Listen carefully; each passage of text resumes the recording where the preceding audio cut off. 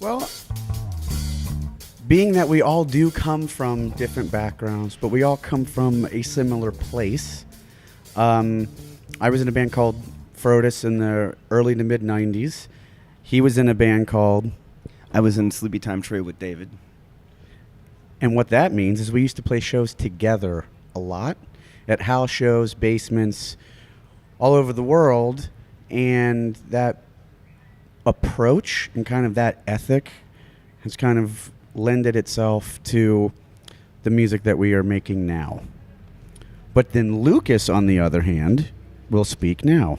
I played for a band called Thursday. We just broke up a week and a half ago in Perth, Australia.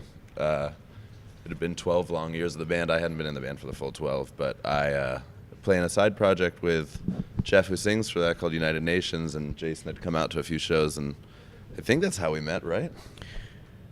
Nope. Nope. No, I'm kidding. No, it is. Okay. You almost had me. But the more that me and Jason started to hang out, the more we realized that there was a crazy amount of similar paths that had crossed. And then this one. Drew and I met in college, and we started playing in bands together. Maximilian Colby and Sleepy Time Trio, and then... Well, we started in a rap band together. Oh, yeah, I forgot. We were in a rap band. You could not tell. Yeah. Yeah. But the thing... It was the that 90s. Regents was actually a band that started called Regents that Jason and David were doing just as a keytar drum band and morphed into this...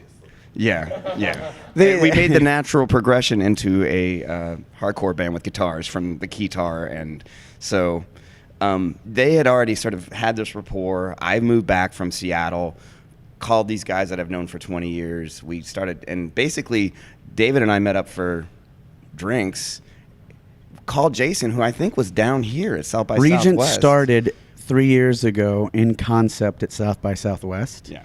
My old band, Frodis, did a reunion here 3 years ago, and I was walking down Red River, and David called me. And again, we were playing in this fun keytar drum thing that sounded like if Kraftwerk got punched by Led Zeppelin. That is what it sounded like, legitimately. There were no vocals, no nothing, just the two of us. He's like, do you want to do a hardcore band? I said, as long as no one sings and there's only screaming. There is singing on the new record. That is completely in context, and I can handle it. Being that everyone is super busy, we have to tour extremely strategically, and we have to do what makes sense, but also what is fun. The whole concept of this band is to not do, like, career-defining ideas. Do you know what I mean? Like, we need to play with this band at this place at this time, whereas... obviously, there has to be some of that thinking. It's more of what would be fun and where could we never normally play. So we are organizing a tour to Southeast Asia at the moment. And the quote I told the promoter was, if there are 10 people on an island that would like to hear our music that have no way of ever hearing this, put my drums in a canoe and we will go.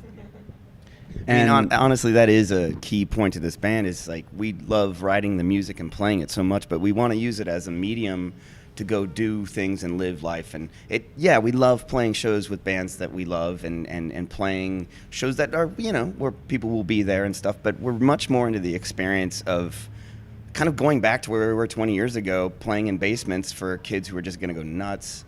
And it's really fun to do that in new countries and new places because they're so hungry. And it's a selfish endeavor. I mean, like, we just want to go eat good food and go diving, too, We are Regents. And we're here with the GRAMMYs. At South by Southwest.